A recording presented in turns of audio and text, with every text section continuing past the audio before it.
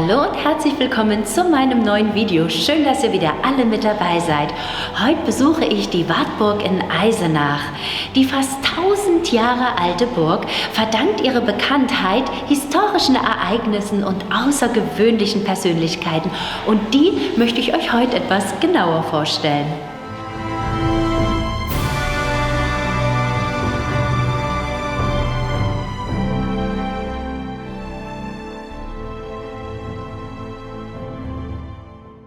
Die Anfänge der Burg reichen ins späte 11. Jahrhundert zurück. Im Jahr 1080 taucht zum ersten Mal der Name Burg Wartberg auf. Kaum eine andere Burg spiegelt die Geschichte Deutschlands so wider. Deren Erbauer, die Ludowinger, herrschten im hohen Mittelalter über einen Streubesitz, der sich von der Saale bis an den unteren Rhein erstreckte.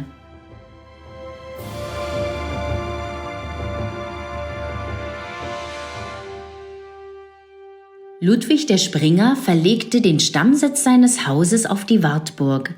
Die dominante Lage des Burgberges sowie der Name lassen vermuten, dass bereits vor der Gründung der Burg eine Befestigung auf dem Berg stand. Der Gründungssage nach soll Ludwig der Springer mit den Worten »Wartberg, du sollst mir eine Burg werden« die Gründung der Wartburg verkündet haben. Der Plan drohte allerdings daran zu scheitern, dass ihm der Berg nicht gehörte. Er hätte ihn mit seinen nur 12 Rittern auch nicht erobern können, so kam er auf die Idee, von seinem eigenen Herrschaftsgebiet Erde herbeizuschaffen und diese auf dem Berg auszustreuen. Vor Gericht sagten die Ritter für ihn aus, rammten ihre Schwerter in den herbeigeschafften Boden und beschworen, dass diese Schwerter vollends in Ludwigs Erde steckten. Der Trick hatte Erfolg. Der Bau der Wartburg konnte beginnen.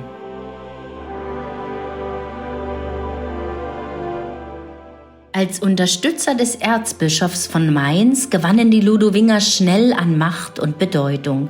1131 wurde der Sohn Ludwigs des Springers, Ludwig I., in den Landgrafenstand erhoben und damit den Herzögen gleichgestellt.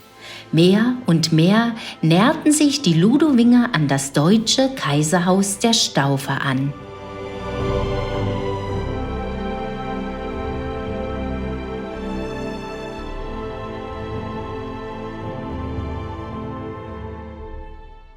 Im ersten Burgabschnitt befindet sich heute die Wartburgschanze. Früher gab es hier Wehrbauten. Die Gebäude dieses Abschnittes, die bis in Goethes Zeiten als überdachte Wehrgänge sichtbar waren, sind nicht mehr vorhanden. An deren Stelle befindet sich heute hier der Platz vor der Zugbrücke.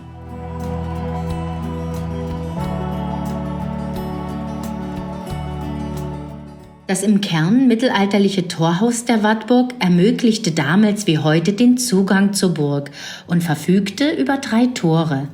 Einer der ersten prominenten Persönlichkeiten, die die Wartburg durch das äußere Tor betraten, könnte Martin Luther gewesen sein, der am 4. Mai 1521 um Mitternacht in aller Heimlichkeit auf die Burg gebracht wurde. Die Datierung des Holzes spricht jedenfalls dafür, denn sie belegt, dass das Nordtor um 1500 in das mittelalterliche Torhaus eingebaut wurde.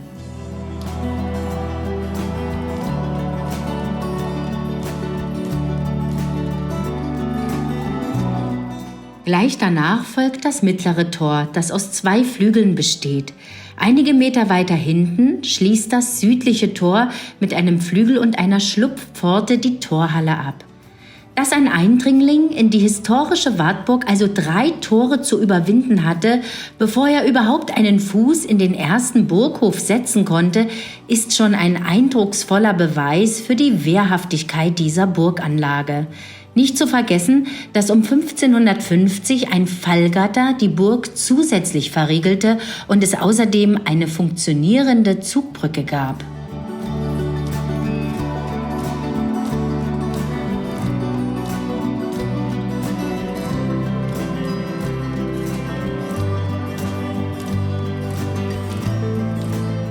Die Die Vorburg wird über die Zugbrücke betreten.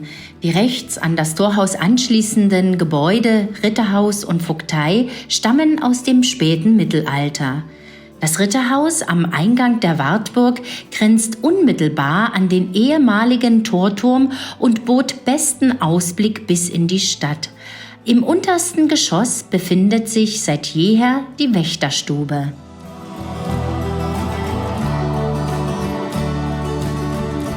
Der Brunnen im ersten Hof der Wartburg stammt nicht aus dem Mittelalter, denn die Wasserversorgung erfolgte damals per Lasttier und Zisterne im Haupthof. Die Ringmauer, die zum Teil noch aus dem 12. Jahrhundert stammt, wurde im 15. Jahrhundert mit einem Fachwerkaufbau versehen und überdacht. Der westliche Teil heißt Margaretengang und der östliche Elisabethgang.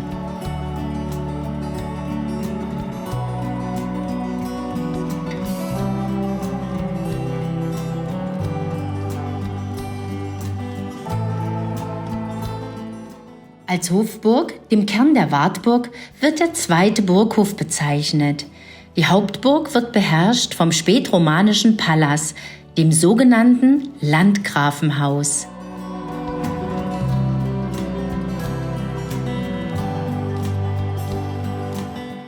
Der Palas, ein spätromanischer Prachtbau, ist das mittelalterliche Wohn- und Repräsentationsgebäude der Landgrafen von Thüringen.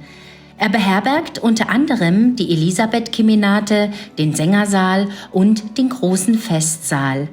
Der dreigeschossige, imposante Saalbau entstand zwischen 1155 und 1172.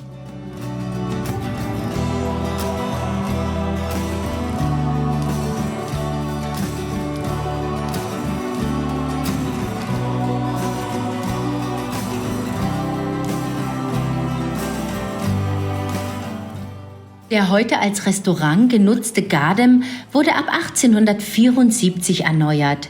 Das Gebäude diente zuvor als Magazin, Zeughaus und Hofküche. Unmittelbar südlich davon folgte das Brauhaus.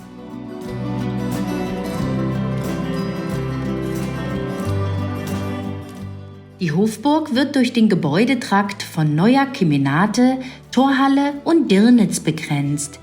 Die Torhalle entstand während der Erneuerung der Wartburg zeitgleich mit der benachbarten Dirnitz. Sie beherbergte einst die Rüstsammlung der Wartburg. Heute befinden sich hier Museumsräume und der Besucherservice.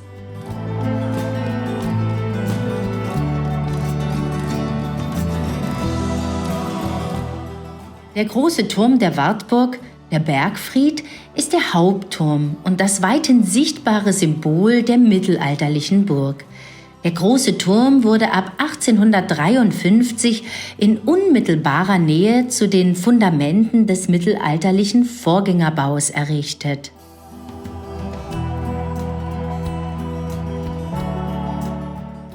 Am südlichsten Ende der Hofburg befindet sich der Südturm, der letzte original erhaltene Turm aus der Entstehungsgeschichte der Burg. An der wehrtechnisch empfindlichen Südseite muss die Wartburg schon in ihren Anfängen gut befestigt gewesen sein. Ein Vorgängerbau des ins beginnende 14. Jahrhundert datierten Turms ist daher sehr wahrscheinlich.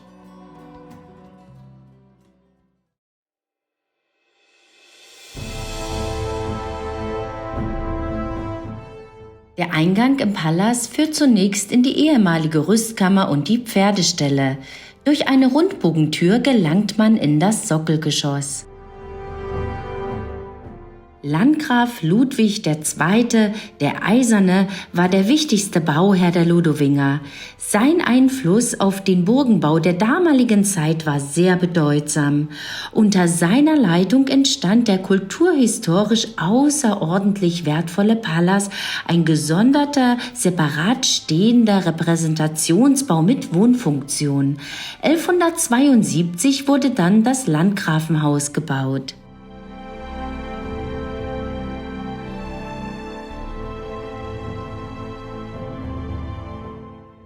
Unter Hermann I. erlebte die Wartburg ihre Blütezeit. Als ein vermögender Förderer der Kunst und Kultur machte er die Burg zu einem Anziehungspunkt für Künstler und zur Hauptstätte der deutschen Dichtung. Vor diesem realen Hintergrund wird sie zum angeblichen Schauplatz des sagenhaften Sängerkrieges.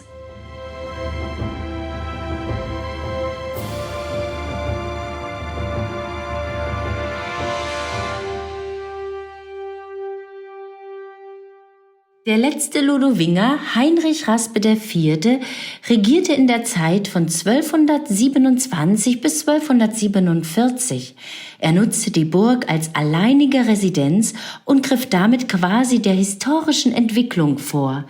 Denn bisher war es üblich gewesen, eine Wanderherrschaft auszuüben. Das heißt, von Burg zu ziehen, bis die Hofhaltung die örtlichen Ressourcen erschöpft hatte.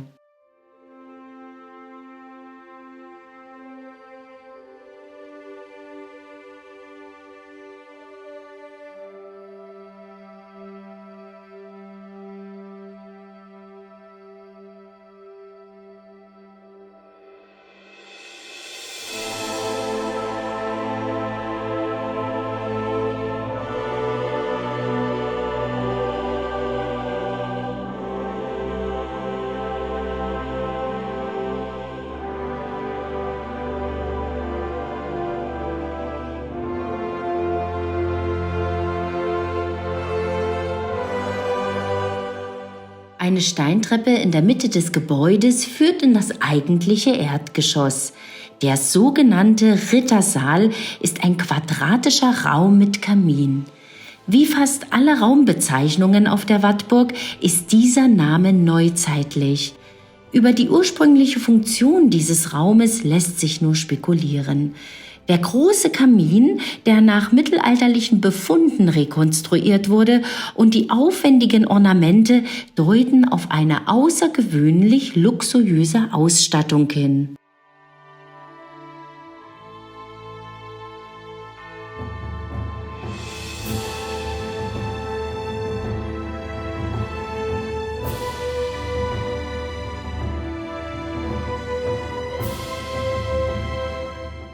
Das schwere Kreuzgewölbe wird in der Raummitte von einer kräftigen Säule aufgefangen. Besonders ein Teil dieser Säule zieht die Blicke auf sich. 4 Adler mit erhobenen Flügeln blicken von den Ecken des Kapitels hinunter. Jeweils 2 Pfauen haben ihre Hälse miteinander verschränkt, während sich die Adlerklauen in ihre Federn krallen. Die variantenreichen Darstellungen von Adlern galten als Symbol für Macht und Unterwerfung.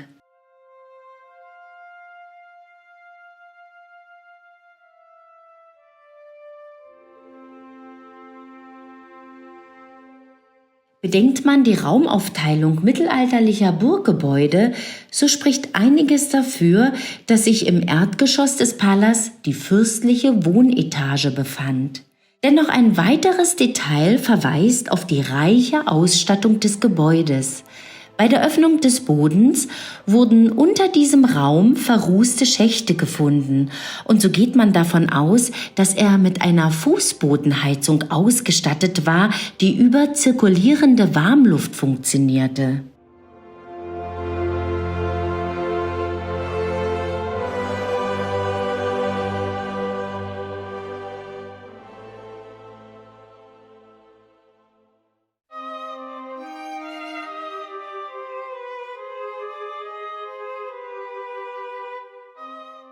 An den Rittersaal schließt sich das sogenannte Speisezimmer an. Zentral gelegen dürfte der Raum wohl Mittelpunkt des fürstlichen Familienlebens gewesen sein. Seine eichenen Deckenbalken, heute ohne tragende Funktion, halfen, den Palast zu datieren.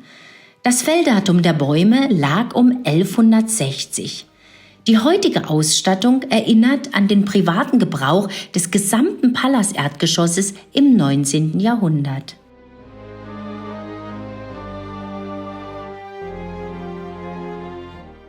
Im Erdgeschoss des Landgrafenhauses befindet sich auch die Kemenate der heiligen Elisabeth, die auf Veranlassung des letzten Kaisers des Deutschen Reiches, Wilhelm II., mit Glasmosaiken im neobyzantinischen Stil von dem Oldenburger Kirchenmaler und Mosaikkünstler August Oetken vollständig neu ausgekleidet wurde.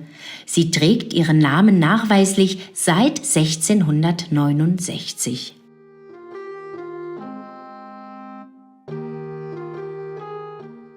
Mittelpunkt der Elisabeth-Kemenate ist ein Zyklus mit 9 Darstellungen aus dem Leben der heiligen Elisabeth, Landgräfin von Thüringen und Prinzessin von Ungarn.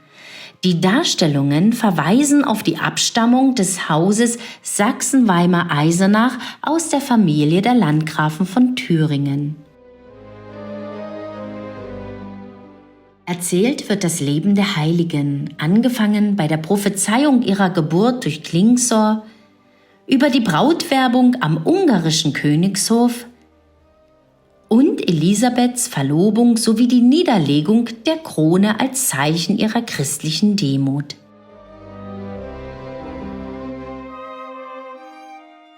Einer Darstellung der heiligen Landgräfin beim Wollespinnen folgt der Aufbruch ihres Gemahls Ludwig IV. In den Kreuzzug. An der Ostseite sind Elisabeths Vertreibung von der Wartburg und ihr Hospitalbau in Marburg zu sehen.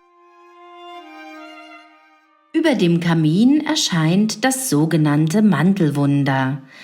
Architektonisch stellt der Raum das Gegenstück zum Rittersaal dar. Das originale Kapitel der Mittelsäule zeigt Adler in fast lebendiger Bewegtheit.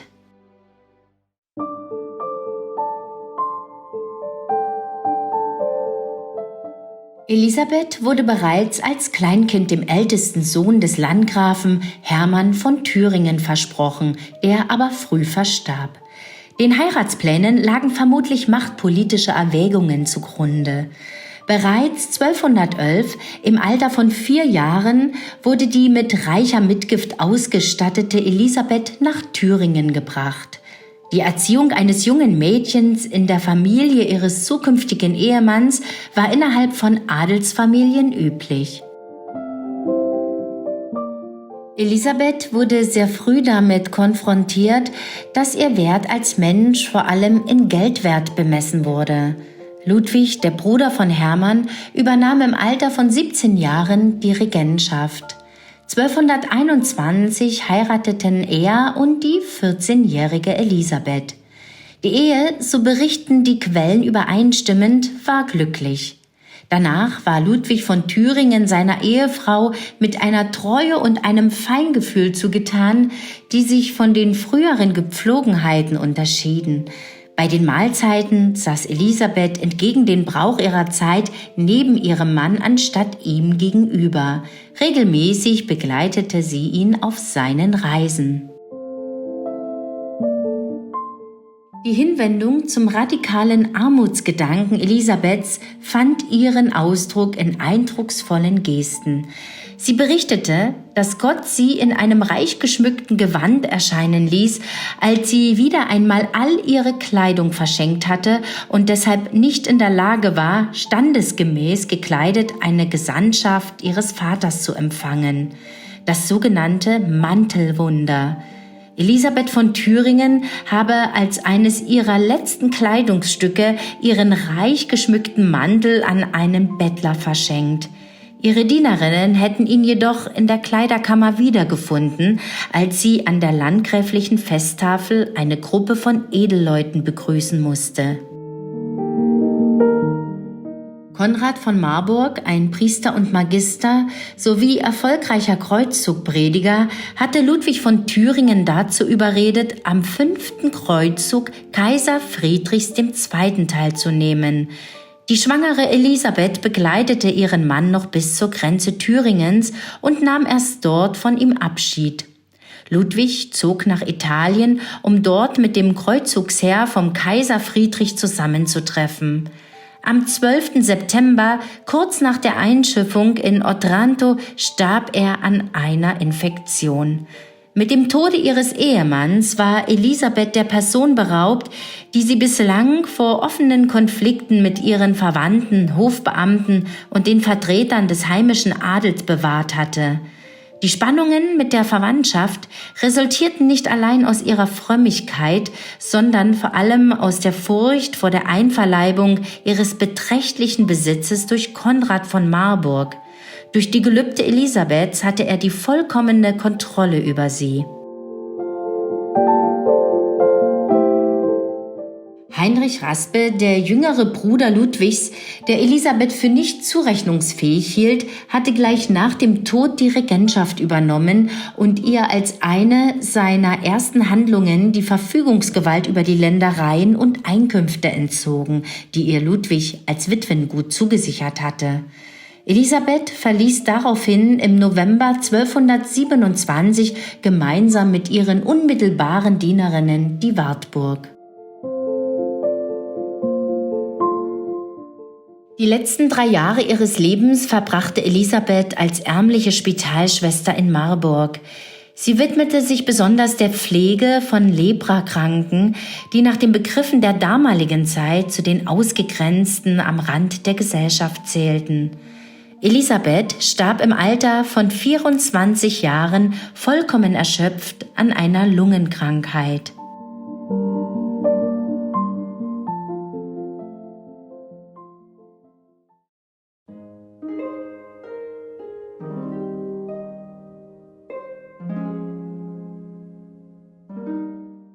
In der zweiten Hälfte des 19. Jahrhunderts erfuhr die immer mehr verfallene und ruinös gewordene Wartburg unter dem Großherzog Karl Alexander von Sachsen-Weimar-Eisenach eine umfassende Erneuerung und eine künstlerische Ausgestaltung der Palasräume. 13 romantische Darstellungen Moritz von Schwinds von 1855 schmücken die Elisabeth-Galerie.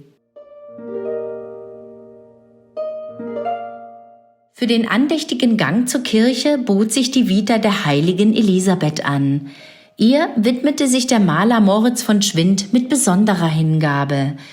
Der Zyklus beginnt an der Treppe mit der Ankunft der 4-jährigen Königstochter aus Ungarn. Es folgt das legendäre Rosenwunder, die Szene des Abschieds von ihrem Ehemann, der in den Kreuzzug zieht, Elisabeths Weggang von der Wartburg, ihr Sterbelager in Marburg und die feierliche Erhebung ihrer Gebeine zur Heiligsprechung. Zwischen den 6 Formaten zeigen Medaillons die 7 Werke der Barmherzigkeit.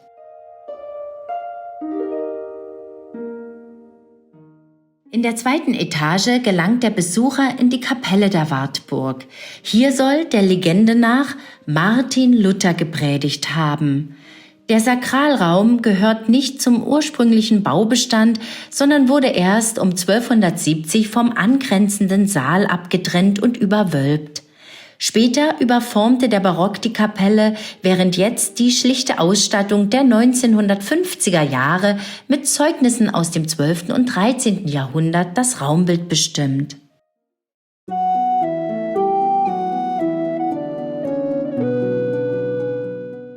Dieser prachtvoll ausgestattete Raum, der Sängersaal, inszeniert einen der großen Momente des mittelalterlichen Hoflebens, den Sängerkrieg auf der Wartburg.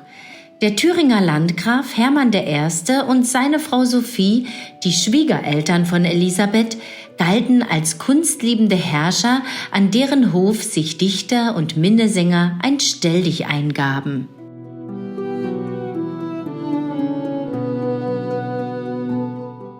Im Jahr 1206 versammelten sich auf der Wartburg Heinrich der Schreiber, Walter von der Vogelweide, Reinhard von Swensen, Wolfram von Eschenbach, Bitterolf und Heinrich von Ofterdingen, um den kunstsinnigen Landgrafen mit ihren Liedern zu erfreuen. Einer nach dem anderen trat vor dem Landgrafen und seiner Frau Sophie sowie den vielen geladenen Gästen mit einem eigens für diesen Tag erdichteten Lied auf. Sie besangen die Schönheit der Frauen und die Tugend guter Fürsten. Besonders priesen sie aber den Gastgeber, lobten seinen Kunstsinn und die Großzügigkeit, verglichen ihn sogar mit dem hellen Tag. Nur Heinrich von Ofterdingen reihte sich nicht in diesen schmeichlerischen Chor ein. Er widmete das Loblied seinem Herren und Gönner, dem Herzog Leopold von Österreich. Damit erregte er sowohl bei den anderen Sängern als auch den Zuhörern heftige Proteste und wurde zum Verlierer erklärt. Es war vereinbart, dass der Sänger, welcher im Liederwettstreit unterliegt, noch am selben Tage vom Henker hingerichtet wird. In seiner Not floh Heinrich zur Landgräfin Sophie.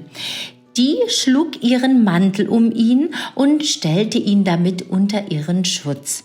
Heinrich von Ofterdingen erbat sich nun 1 Jahr Zeit, um den Meister Klingsor als Schiedsrichter herbeiholen zu können. Seinem Urteil wollte er sich beugen. Klingsors Name war allgemein bekannt. Er war weit und breit als berühmter Sterndeuter und Zauberer bekannt. Deshalb entsprach man dem Wunsch und wollte gespannt auf das Urteil von ihm warten. Kurz vor Ende des Jahres gingen Heinrich von Ofterdingen und Sängermeister Klingsor zur Wartburg zurück, um den unterbrochenen Wettstreit fortzusetzen. Klingsor sprach ganz überraschend zu den Versammelten: »Eine gute Botschaft kann ich euch heute bringen. In dieser Nacht wird meinem Herrn, dem König von Ungarn, eine Tochter geboren. Sie soll Gemahlin des Landgrafensohnes werden und sie wird eine Heilige sein und mit ihrer Milde der Christenheit Trost und Freude spenden.« Diese Weissagung verbreitete sich wie ein Lauffeuer im Lande. Landgraf Hermann und Landgräfin Sophie freuten sich auf diese guten Aussichten für ihren Sohn. Sie gaben tags darauf zu Klingsors Ehren ein großes Festmahl im Rittersaal. Bei dieser Gelegenheit wurde dann auch der Wettstreit zu Ende gebracht. Erneut traten die Sänger nacheinander auf. Alle sangen das Lob ihrer Fürsten, jeder auf seine Weise.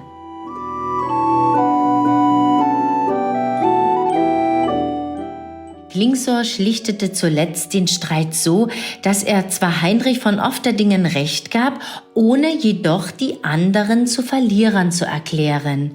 Der Sängerkrieg auf der Wartburg fand nach mehr als 1 Jahr ein gütliches Ende. Reich beschenkt verließ Meister Klingsor die Landgrafenburg noch am selben Tag. So ist der Sängerkrieg in mehreren mittelalterlichen Handschriften überliefert.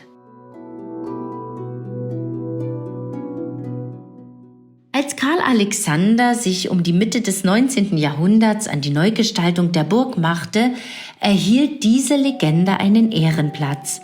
Hugo von Rittgen, der Architekt, wählte diesen Raum aus und entwarf am vermeintlich historischen Ort die bühnenartige Sängerlaube, deren 3 Arkadenbögen sich in Richtung des Raumes öffnen. Der Maler Moritz von Schwind schmückte die Längswand mit einem monumentalen Fresko, welche das mittelalterliche Geschehen in Szene setzt.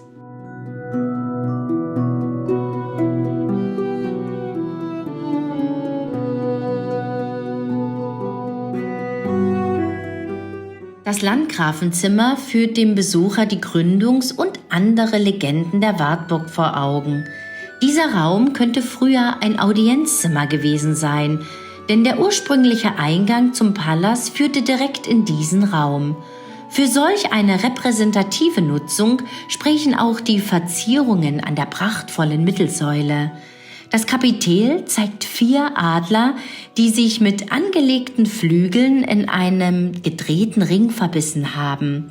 Derartige Tierdarstellungen symbolisieren herrschaftliche Macht und Stärke.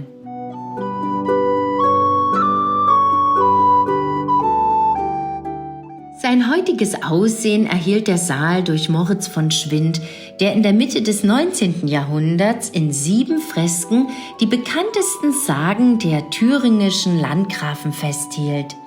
Die Gründungssage der Wartburg, die Sage vom Schmied zu Rula, die Sage von der Löwenbändigung Ludwigs IV. Und viele weitere.